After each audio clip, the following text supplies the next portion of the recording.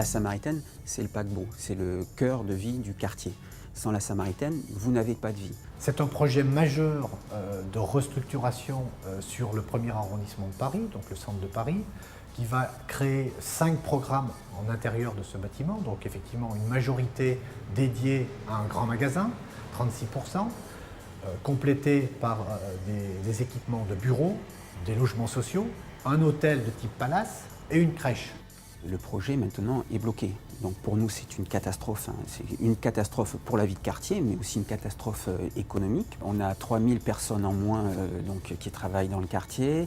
C'est entre 10 à 20 000 visites par jour en moins. Donc forcément c'est un impact commercial qui est incroyable.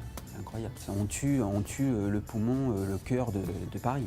Ça pose un problème de survie d'artisans, de commerçants, et même certains grands groupes partent, parce qu'il n'y a pas de réalité économique. Ça touche les gens à travers tout le pays, et même au niveau mondial, parce qu'on est dans le cœur de Paris, on est sur un projet architectural qui était très homogène, qui était réalisé par Sana, qui est quand même un des plus grands cabinets d'architectes au monde. On n'était pas sur des tours, on était vraiment sur un projet d'une architecture très limpide, c'était clair, c'était sur un très beau projet.